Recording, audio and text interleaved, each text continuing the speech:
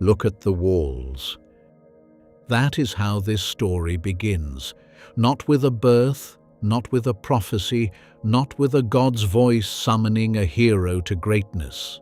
The prologue of the Epic of Gilgamesh, inscribed on clay tablets in Akkadian cuneiform and compiled into its most complete form more than 3,000 years ago, opens with an instruction. Look at the walls of Uruk, their outer ring and their inner ring, their terraced foundations, the fired brick that will outlast everything built after them. It tells you to find the copper tablet chest at the base of those walls, to lift the lid, and to read the tablet of lapis lazuli inside. This is the story Gilgamesh himself wrote and left there. No other ancient hero story begins quite like this. Homer opens the Iliad with rage, the Odyssey with a man. The Epic of Gilgamesh opens with architecture. It says, before you hear what this man did and suffered and lost and sought to the edges of the known world and back, look at what he built. The prologue already knows how the story ends. It is asking you to know it too, before a single line of the journey has been told. Everything between the walls and the walls, every league of darkness, every cedar felled, every grief refused and companion mourned, is the passage through which one man came to understand what this prologue already knew. This is the oldest hero story in human history. A tradition of poems about Gilgamesh existed in Sumerian as early as 2100 BCE, but the epic in the unified form that reaches us most completely, a 12-tablet masterwork with a prologue and an epilogue framing everything between them, was compiled by a Babylonian scholar-scribe named Sîn-lēqi-unninni, somewhere between 1200 and 1000 BCE. The most complete version of his work was preserved in the great library of the Assyrian king Ashurbanipal at Nineveh. Cuneiform sources including the Sumerian king list record a king of Uruk named Gilgamesh in the early dynastic period, around 2700 to 2500 BCE, and some historical figure may lie behind the legend. But the literary Gilgamesh, the one pressed into clay and carried through every empire that rose and fell after him, belongs to a different order of reality from whatever mortal man first bore his name. In the city of Uruk, on the banks of the Euphrates in what is now southern Iraq, there ruled a king unlike any who had come before him. The epic's prologue describes him in a phrase that has occupied scholars for centuries: 2/3 divine, 1/3 mortal. The text presents this as a simple statement of fact. Gilgamesh was born of a mortal king named Lugalbanda and the goddess Ninsun, and the proportion his tradition assigned him inverts what we might expect. He was more god than man, the strongest person alive, the most formidable in body and will, the greatest physical specimen of his age. But greatness of body is not the same as wisdom, and power without an equal is power without a limit. The epic's opening is frank about what this produced. Gilgamesh exhausts the young men of Uruk with labor. His conduct toward the population causes the people to cry out to the gods. The full particulars are partly obscured in the damaged surviving tablets, but the shape is clear. Extraordinary force turned inward on the city he rules, with nothing worthy of it to turn toward. The gods heard the people's cry, and their response is one of the great moves in ancient literature. They do not punish Gilgamesh or remove him. They create a counterweight. The goddess Ahurru, she who shaped humankind from clay at the world's beginning, takes clay in her hands and forms from it a being equal to Gilgamesh in strength and physicality. The words pressed into clay to describe this figure carry more depth than the simple phrase wild man can hold. A being of full human flesh, raised in the open steppe among the animals, drinking at their watering holes, knowing nothing yet of bread or the word of a person. His name was Enkidu. A trapper encounters him at the watering hole. Gilgamesh sends a woman of the temple Shamhat to find Enkidu among his animals and draw him into human understanding. After days with Shamhat, Enkidu returns to the watering hole and finds that the animals run from him. Something has changed. He goes back to Shamhat, who clothes him, and leads him to a shepherd's camp, where bread and beer are set before him, and the bewilderment before both, and then the slow recognition of what it means to eat, to sit among people, to wash and be clothed.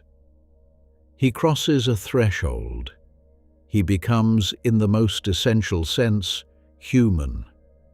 He comes to Uruk, and it is here that the god's intention becomes visible. Gilgamesh is on his way to a bridal chamber, asserting the prerogative of a king who has let his power go unchecked for too long. Enkidu goes to the door and plants himself in the entrance, blocking the way. Two beings of extraordinary and equal strength. The confrontation shakes the walls around them. Neither can throw the other. The text says the fury fell away. They looked at each other. They embraced. From this moment, they are inseparable. The words pressed into clay to describe what follows have no precedent in the ancient world. Two men who sleep beside each other, who hold each other's hands, who call each other brother. Gilgamesh names Enkidu his axe, his shield, his companion at the edge of everything. He has found the first equal he has ever known, and what they build together from that equality is something neither could have made alone. It is Gilgamesh who first speaks of glory. He wants a name that will endure, the name of a man, the text says, that will last when the body is gone.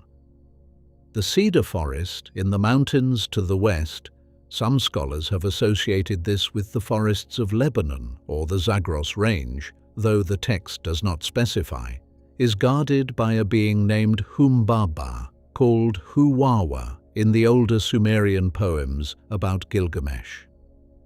Humbaba is not simply a monster. The epic is explicit. He was placed in the cedar forest by Enlil, the great god of wind and sky, as its sacred guardian. His roar is the flood, his breath is death. He is performing a sacred function, and what Gilgamesh proposes is not simply an adventure. It is the killing of a divine appointment. Enkidu warns him, he counsels against it.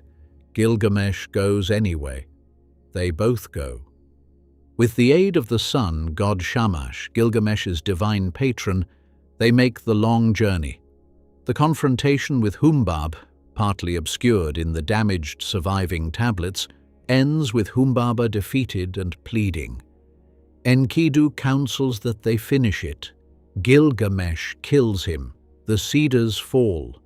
Two men walk back through a changed forest carrying trophies whose full cost they cannot yet name.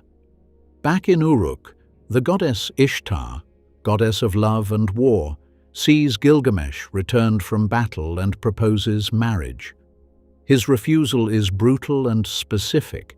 He catalogues her previous lovers, each discarded or transformed when they ceased to serve her, and compares her to fire that dies in the cold. He does not understand that some forces do not absorb such language without consequence. Ishtar goes to her father Anu with a demand, the bull of heaven, a divine creature whose snorting tears open chasms in the earth. Anu is reluctant. Ishtar threatens, he relents. The bull ravages Uruk. Gilgamesh and Enkidu kill it together. And then Enkidu, standing over the fallen bull, tears off its right haunch and hurls it at Ishtar's face, shouting an insult at the goddess herself. The gods convene. The divine council deliberates. The epic preserves this, and its verdict is delivered. One of the two friends must pay for the killing of Humbaba, guardian of the cedar forest and the bull of heaven, and for Enkidu's desecration of a goddess. It is Enkidu who is chosen. He falls ill. 12 days.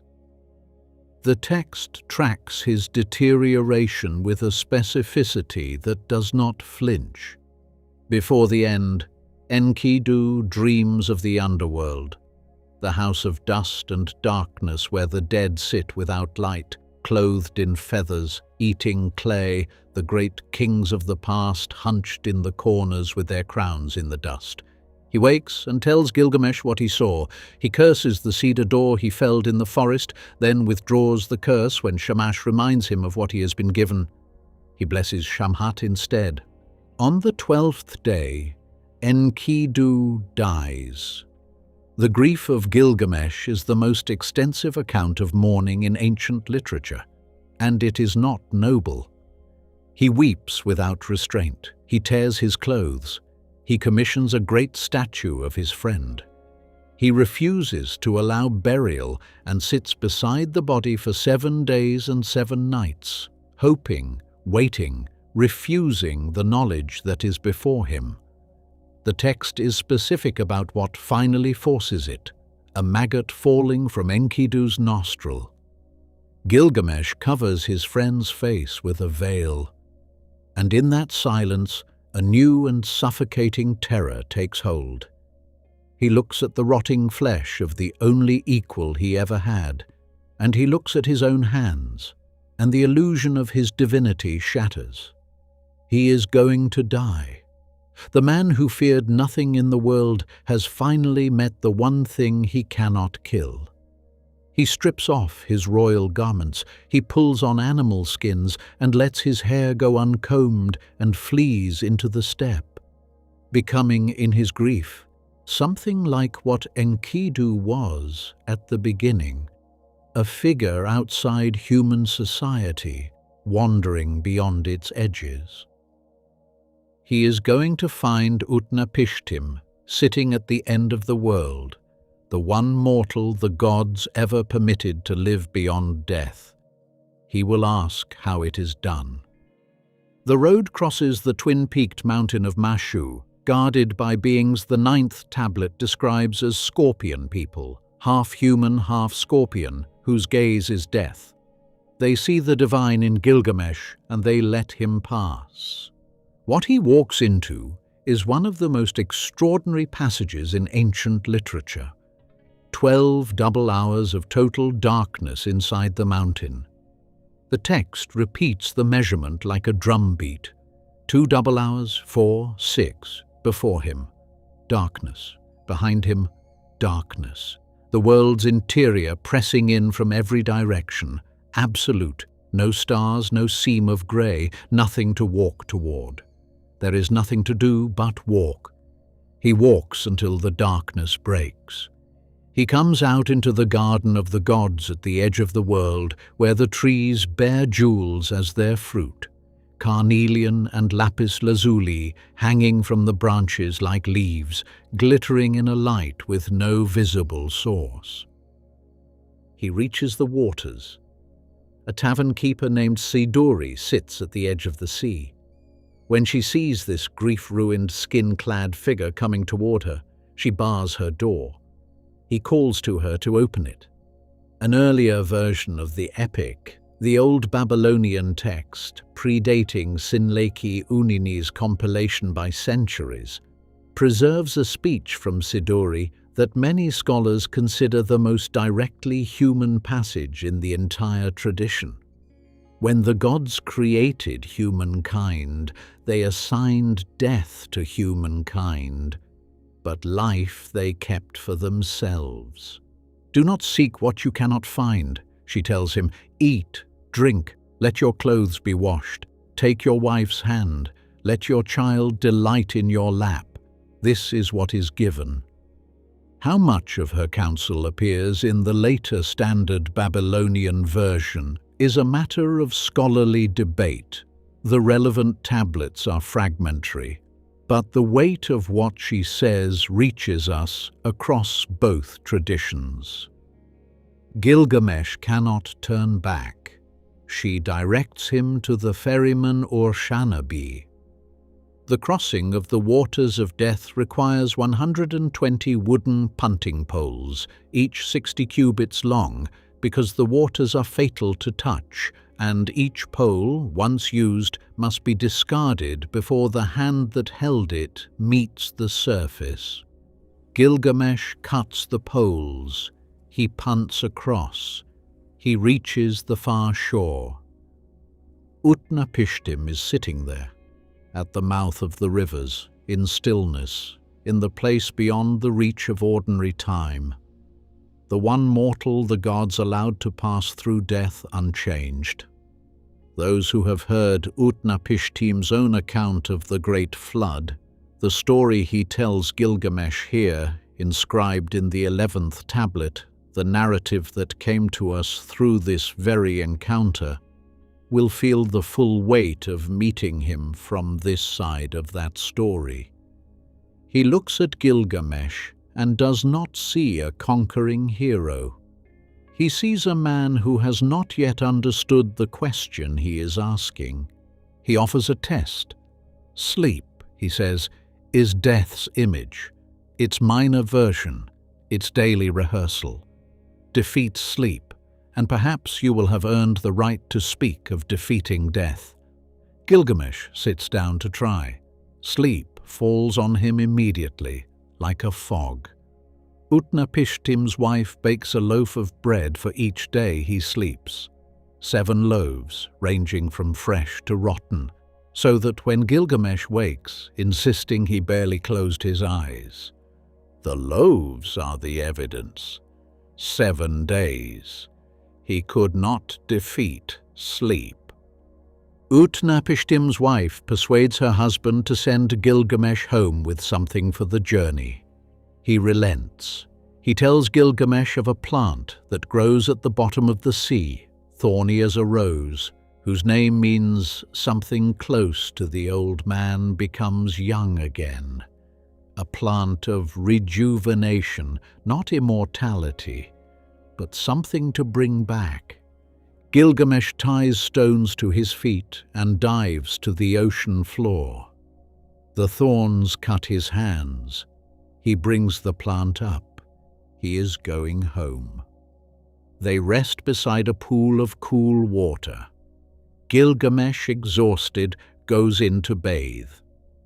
He sets the plant on the bank and turns his back. From the bottom of the pool, a serpent smells the fragrance of the flower. It rises, silent, and snatches the thorns in its jaws.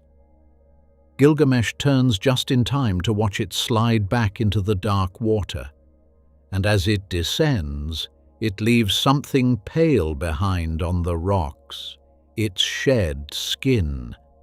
The creature goes back into the depths renewed. Gilgamesh is left on the bank with nothing. He kneels at the edge of the pool, and here, in the entire epic, in the whole of this vast and ancient story, these are his only tears shed for himself alone.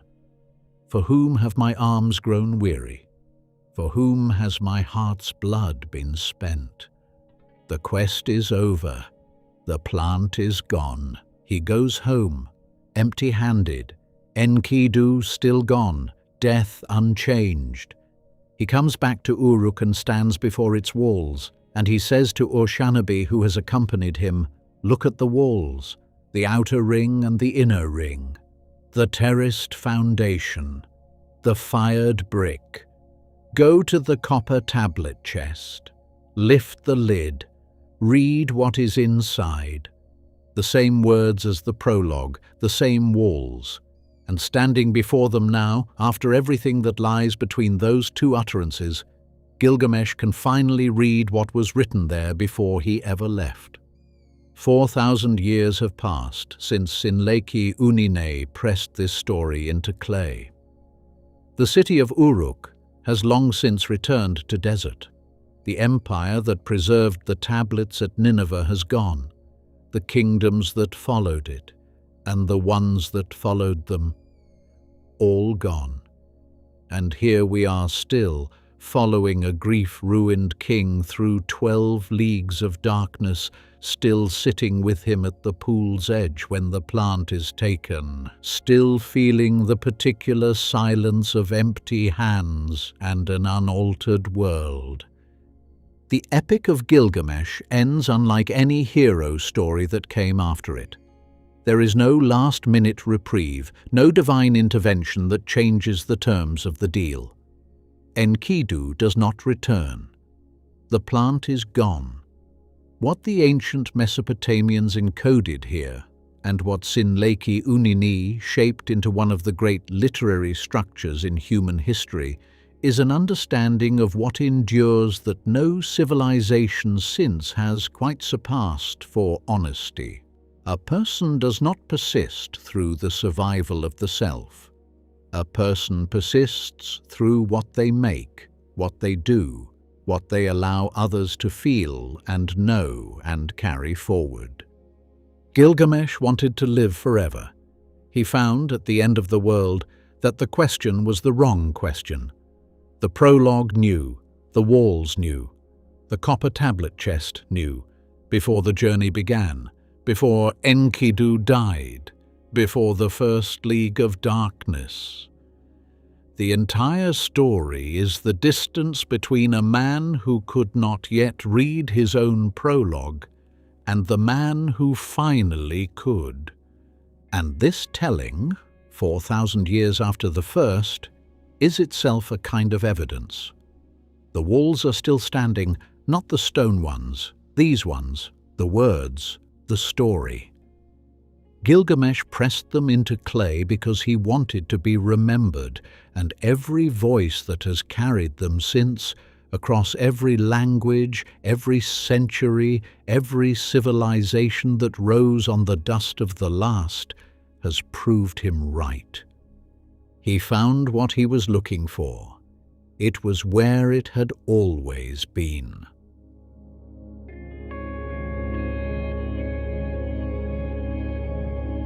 This legend has been told. Subscribe and return to Aeonkeep.